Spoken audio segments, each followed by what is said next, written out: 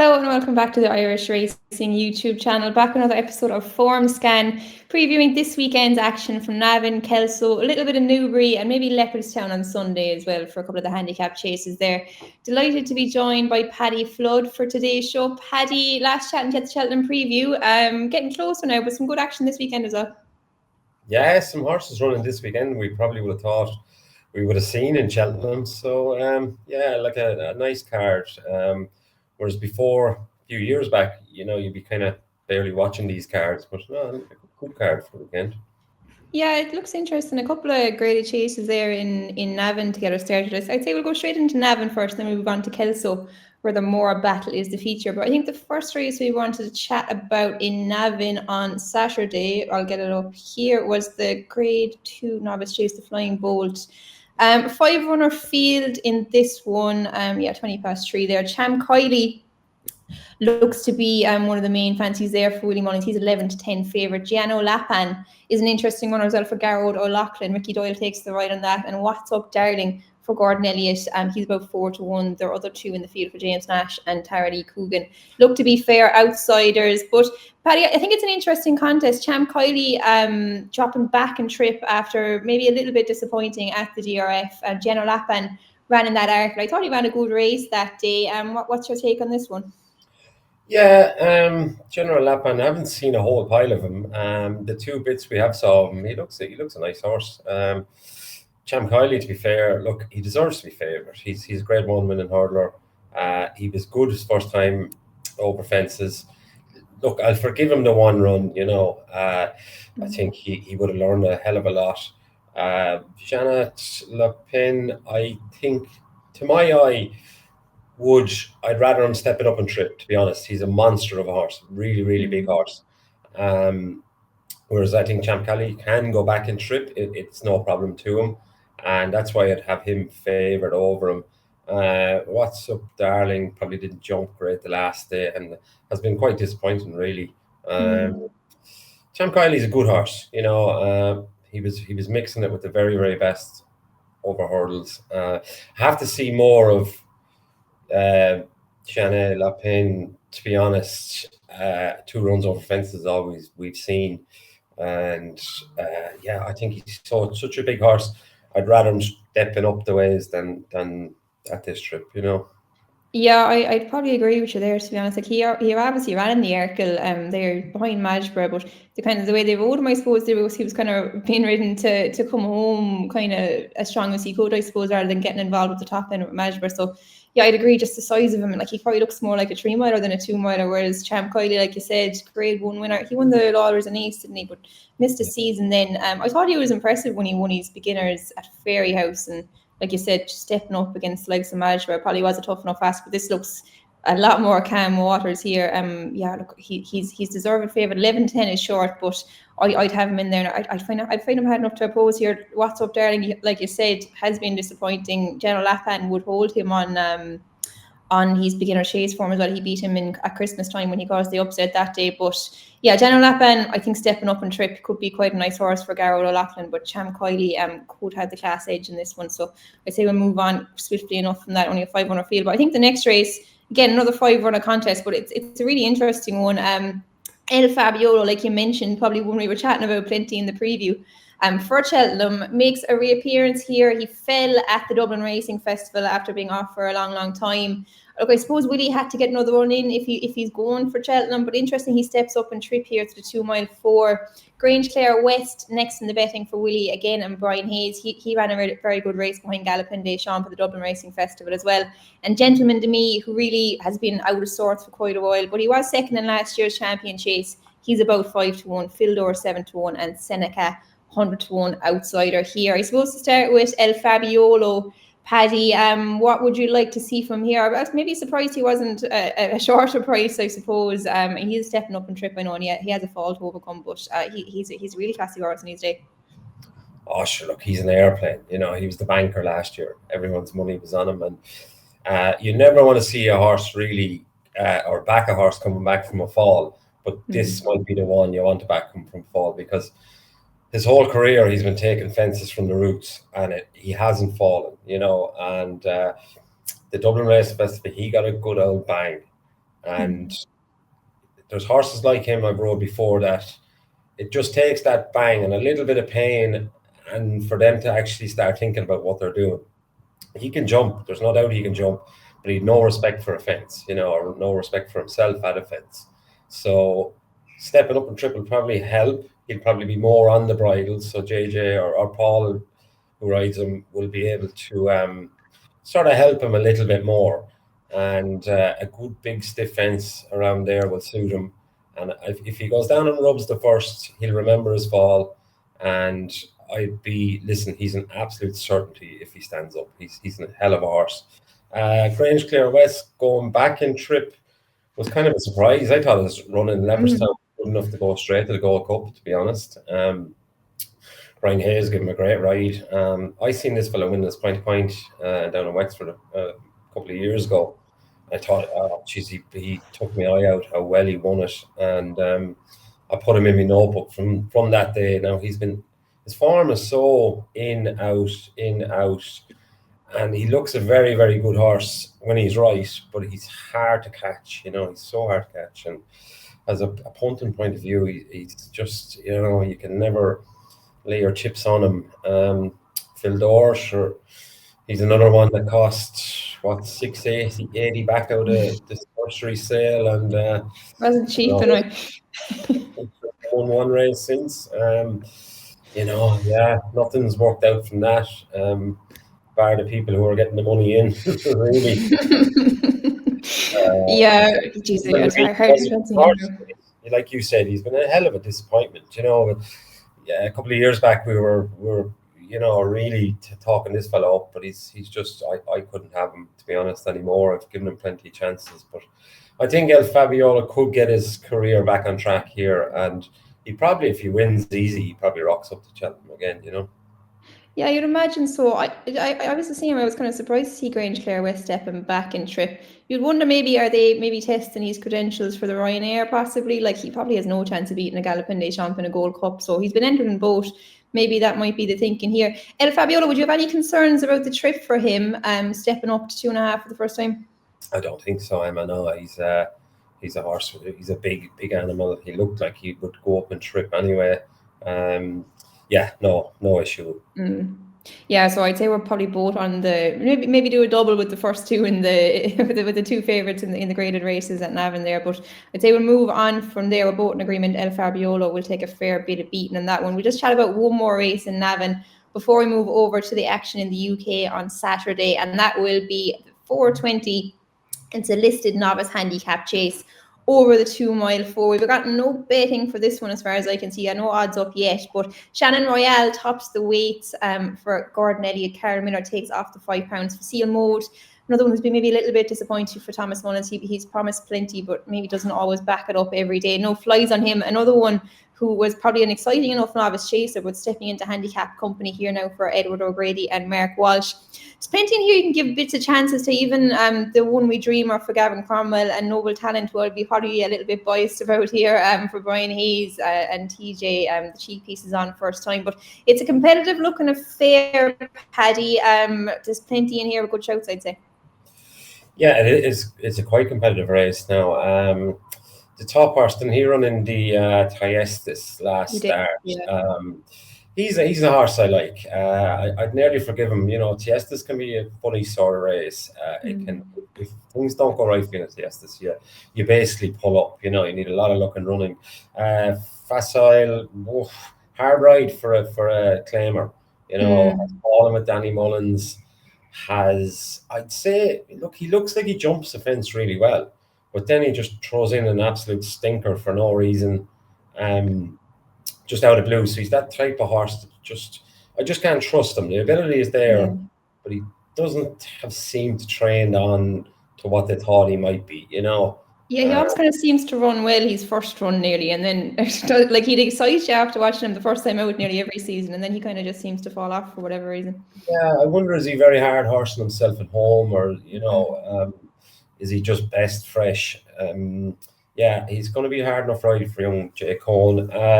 Edward's horse was a nice horse, but I think there'll be another day for him. I would say he'll get a lot of education from this run in a better field. and I'd say he could be one for the future, you know. But I'd stick with the top horse, Gordon's horse. I'd forgive him the Tiestas run. I'd agree with you that Gavin Cromwell has a squeak with a real good rider on it, taking 3 off him. But no, I'll forgive the top horse the Tiestas run and stick with it. Yeah, I can see the case definitely, like stepping back from Tiestas into like this is competitive, but it's obviously much calmer waters than what he met there. Carl Miller taking off the £5. I really like Carl in these handicap chases, but I think he's a good rider over the fences there for Gordon. £5 looks a good claim there, but look, I'm going to have to stick with my own horse here, Noble Talent. I know he's in great form at home. I think TJ keeps falling off him at home, so he's been telling me he's flying. Kind of maybe a bit of a surprise to see him rock up so quickly, but he's just been bouncing since he came back from Goran. Pity Danny can't ride him. He's gone over to Kelso to ride for Emmett in the Morebattle, but Brian Hayes, a more than able deputy, he's got a lightweight cheek pieces on first time. You'd hope they could improve him a little bit as well. Look, he's probably not really rated, a bit like Gavin's, like, you know, if you're winning a listed handicap chase, you know, 116 is probably a bit below what you'd expect, but I'd say he's a horse who can improve a fair bit, and hoping for a big one from him. Now it'd be interesting to see what kind of odds those ones open up at. But I think we'll finish up with Navan and move on to Kelso on Saturday. A real good card over there as well. We're going to chat about a couple of the races. I think the first one we'll chat about is the Bet365 Premier Chase. That's the 145, a listed contest. Only 4 in here, but it's an interesting one, I thought, Paddy. Grey Dawning and Iroko. I suppose 2 who promised plenty throughout their career. Grey Dawning obviously won he was the last ever winner of the Grade 1 Turner's Chase at the Cheltenham Festival, but probably just hasn't really kicked on in open company so far. Look, you can probably excuse him a disappointing one in the King George, but was also beaten by L'Empresse in Haydock before that, and maybe a bit surprising that they rocked up here instead of going straight to Cheltenham, I thought. Yeah, it's a strange one. He's a course winner at Cheltenham, you know, and for all my money, I wasn't planning on seeing him here, you know. He is pretty much exposed now. What you get is what you see, basically. I think I tipped up Iroko in our Cheltenham preview and then realised he probably wasn't going to Cheltenham. He's a horse I really like. Now he was looked after last day, but you know, the stewards had the lads in for a little talk and all after it. I didn't see much wrong with his jumping, even though they said he made a little mistake. Has fallen over a fence, but there's, you know, on ratings there's £10 between them. But I think the weights are out for the national, aren't they? Already. They are, yeah. He got a bit. What did he get? He got 10-11, I think, was it? 11, yeah, 10-11 there. Yeah, he's fancied for that. I'd nearly be going with Iroko now. Probably race it. It's a 2-horse race basically, but I could probably see the grey horse jumping out to make the run and Iroko following him, and just maybe, I'd go for him on the price. What's he, 74? He's a horse I like, and I think he'd go very close to the national too. Yeah, I probably agree with you. Like, even looking at the ratings, like, you know, he's only getting £3 and he's rated £10 inferior, but I'd say Iroko is probably a lot better than that rating would suggest. That Steward's inquiry, if anyone has maybe 10 minutes free, it's a fairly long one. It's interesting enough reading. I think John Joe lost his stirrup, and he was saying he was trying to get the horse's confidence back jumping. But yeah, he's been very eye-catching, I think, so far this year. With those Grand National weights out now, you wouldn't be surprised to see him running a big race in it. He's also in Newbury, but I think this is probably his first preference to go from here. So we're just going to say this, assuming he's running here. You know, Grey Dawning, like, Iroko has a bit of ground to find on him on last year's Turner's one, but he was going to that. He hadn't run since November as well, so you'd imagine he'd be it could be a different contest this time when they meet again. I just have question marks about Grey Dawning. Like, maybe at the start of the year, you would have been saying like he's probably one of the main UK challengers for maybe a Gold Cup, but the fact he's running here, look, I know he pulled up last time in the King George. It'd just be a bit of a worry for me. So I'll be with you there. We'll take on the favourite with Iroko in the first at Kelso. But we'll go on to the 255. It's a Grade 2 novice hurdle. An interesting one here. Willie Mullins sends over Chart Topper. Patrick takes the ride. I think he ran in Jackie's colours last time, but has since been sold. Vanderpool is the favourite though, for the Ben Pauling team. He's 130. 4-1 chart topper. Castle Carrock 9-2, and Dedicated Hero 8-1. Plenty of kind of unexposed types in this. I thought Paddy was a hard enough one to figure out. What was your thoughts on it? Yeah, when I was flicking through it, Chart Hopper was favoured at the time, but the horse I picked was Vanderpool. He's obviously favoured now. He's won his point. He's 2 from 2 or 3 from 3 in England, is he now? With Ben Pauling is a trainer I really admire. He's really this year and even last year, I suppose. He's really stood out as one of the top English trainers, and he's starting to get the ammunition now. And it's a grade 2 race. Like the Irish horse Chart Hopper, his form, okay, he won a maiden hurdle by 20 lengths or something, but it was a bad race, a really bad race. His form really isn't great in Ireland. He seems to be getting better with racing, but there's nothing there for me to suggest that he'd blow these away. And just Ben Pauling, Ben Jones, good combination, horse on the way up. Rated 129. He looks like a horse that could go on a little bit further. Yeah, I probably agree with you. I wouldn't have a massively strong opinion on this, but the form of Vanderpool's Ben Hurdle win looks strong. So I think the second and third both came out and won next time. And like you said, Chart Topper, you'd imagine he'd be a long, long way down the Willie Mullins pecking order of novice hurdlers.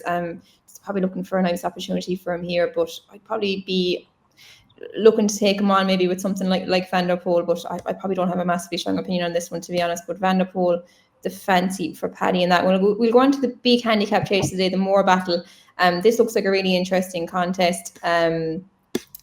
We've got 18 lining up for this one. We've got last year's winner Cracking Rhapsody returns off a £13 higher mark, which will make it a bit more difficult for him this time around, with Vicio 7-2 favoured for Emmett, and Danny Mullins travelling over to take the ride. Tell Her the Name 9-2, Favour and Fortune 13-2, and it's 12 bar those. One more who I need to give a quick mention to before I let you talk, Paddy. Petrolhead, definitely an interesting one here, making stable debut for Neil Mulholland. Caused a lot of controversy.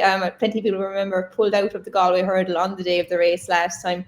Win with previous connection, so I'd be watching any market moves for him, definitely. But look, I suppose to start with the filly over in this travelling over from Ireland, Emmett has done it before with the shunter. She was impressive, winning on stable debut at the DRF as well, Paddy. I'd say she would take a bit of beating in this one. Yeah, he would. She took all the words out of my mouth there, Emma. I had a big speech ready for Petrolhead. Oh, sorry, no, you can talk about Petrolhead. Look, Emmett, when he travels, sure, look, you have to sit up and take notice.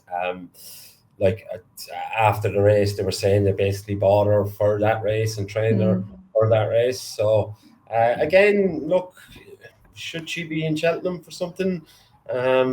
So that's why you got to respect Emmett. There's a nice pot of prize money here, and he will fancy her, but I honestly think Petrolhead is very, very interesting. With the connection of Rona McNally to start with, then Cathy Brown, and then the Galway Hurdle sort of fiasco. And no offence to Cathy Brown, but Neil Mulholland's a better trainer than Cathy Brown, so this horse could be improving still. And I'd be if there's any bit of money or market move for him, I'd be jumping on it. He's just an intriguing sort of horse. Danny's mare again was good at Leopardstown, but she had a good hard race now. She had a good hard race. Different conditions. So yeah, look, if there's any market move on Petrolhead, I'd be having a few quid on it, definitely. Yeah, it's definitely one you keep out for. I suppose, like, Emmett's filly is up, I think, £10 for that win in Leopardstown, but I'd say it's probably telling enough that Danny's gone over to ride here. Like, he would have had a good book of rides in Navan, I'd imagine. Like, he probably would have been riding Grange Clare West in that graded race as well. Or he would have, to be honest. I think Brian gave him such a good ride in Leopardstown, he probably might have stuck on him, Potentially, yeah, he could be right. Yeah, right. I think probably he was looking at this as his best chance of a winner, maybe more than anything else. But yeah, he's look, he's going there to ride her. She has a great chance. 7-2 is fine. It's short enough. But if you see a load of money coming for Petrolhead, I suppose get on. Yeah, he has gone up, I think, £4 for not running in the Galway Hurdle, which was a bit strange. I think he was off for rate now 126 when he was pulled out that day. Now he's 130.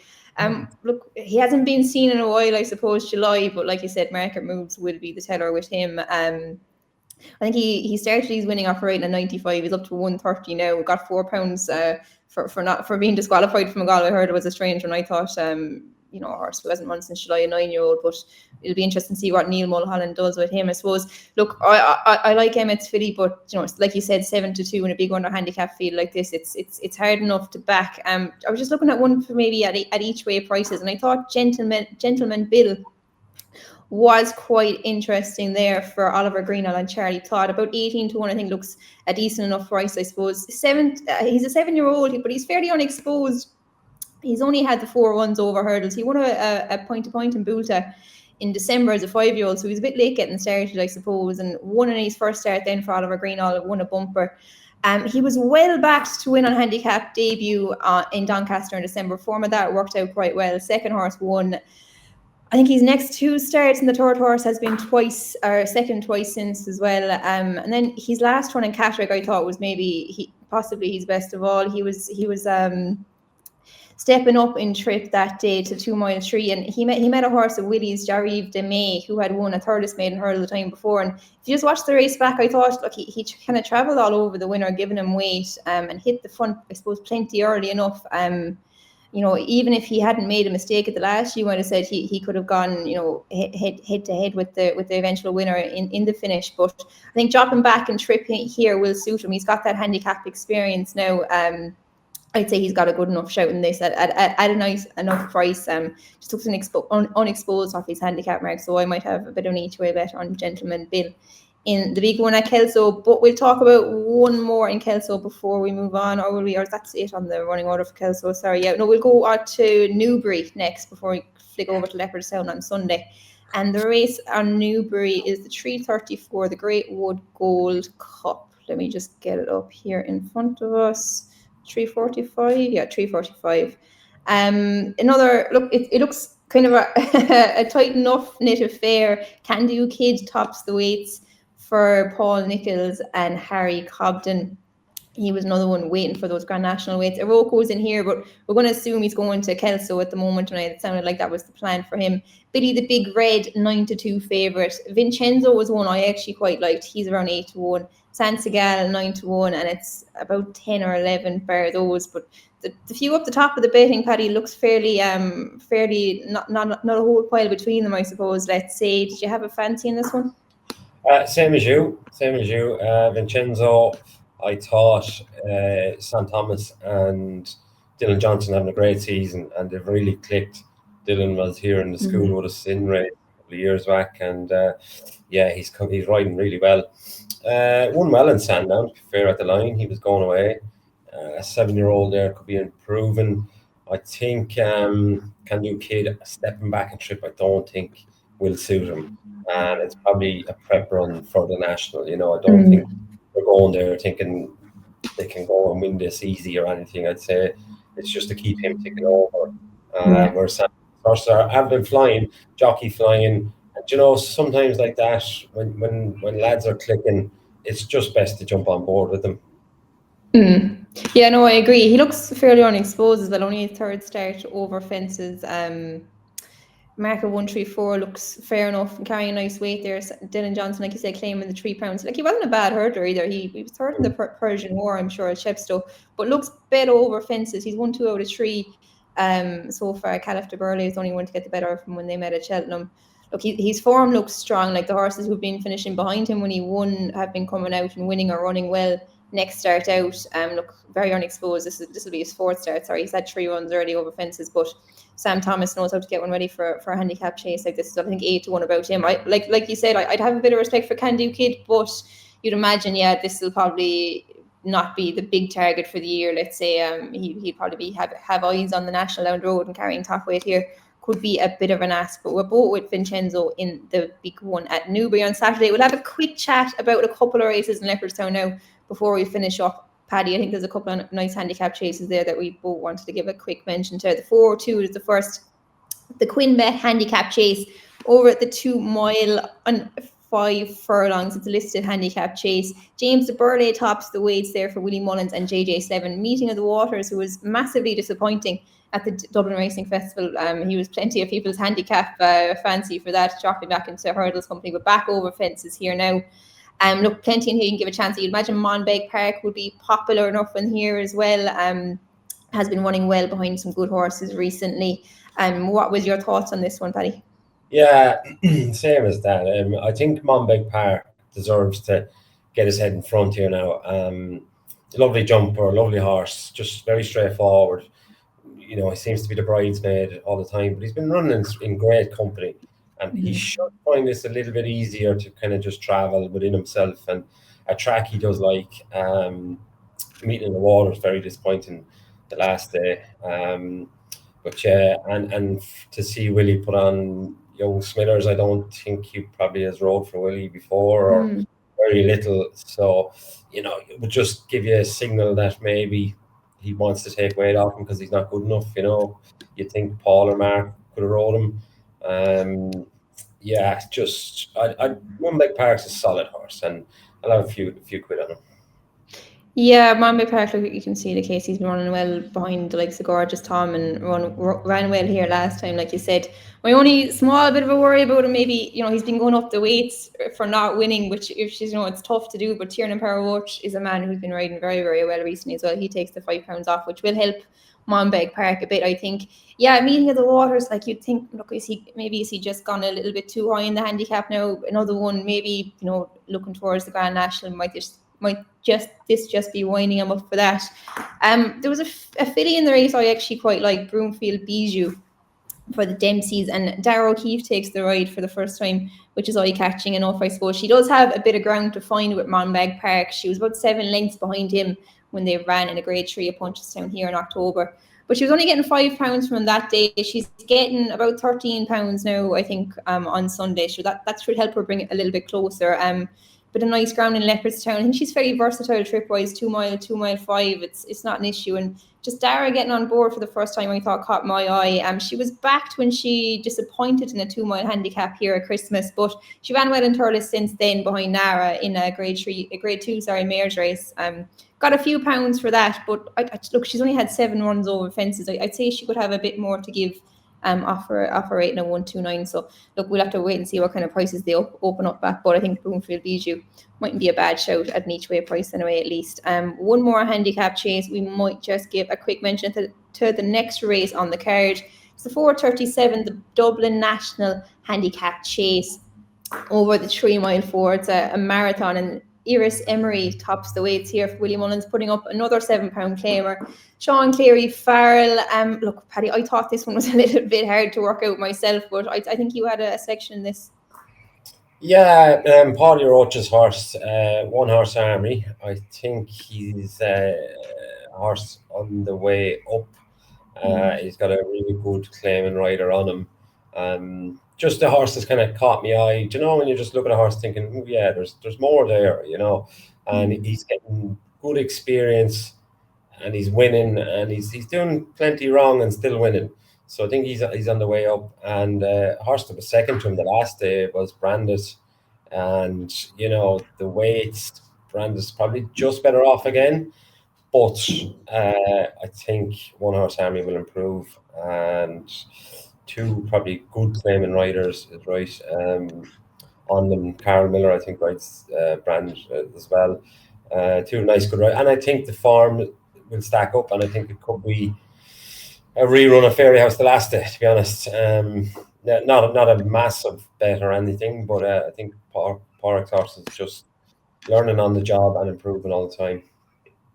Very good. So a bit of a shout in the handicap chase there, but no prices for that one. But on the tissue, what are they looking at? Let me just have a quick look. So One Horse Army around 6 to 1. So they're both about 6 to 1 in the tissue, the 2 of them. So interesting to see what kind of price they open up at in that one. But I think that's probably it for the weekend, Paddy. But before you finish up, I'll ask you for maybe your best bet over the couple of days. I think I'll stick with Vincenzo at that price, Emma. Is he around 8-1? He's around that price, yeah, which doesn't look a bad price for him, I don't think Yeah, either. we'll go with him. Informed trainer and informed jockey. He'd be my best bet. Very good, very good. I'm going to go for, look, I'd probably put up the double in the two graded races at Navan, Cham Kiley and El Fabio. I'd say they both be very hard to beat, but in the big hurdle at Kelso, I like that gentleman Bill. I think at an each way price he could run a big race for Oliver Greenwell, who's good in preparing horses for those handicaps as well. So an each way one and that double, I think we both kind of fancy the two of those. I'd say they'll be tough enough nuts to crack in the big races in Navan, but we'll wrap it up there. Thanks very much, Paddy, for all your input. Hopefully we found a few winners throughout the weekend, and we'll be back on Monday with our normal Irish Angle show with Vincent Finnegan and Johnny Ward to review all of the news and racing from the week gone by. But thanks for tuning in. Hope you enjoy the content. Make sure and like and subscribe to the Irish Racing YouTube channel if you do.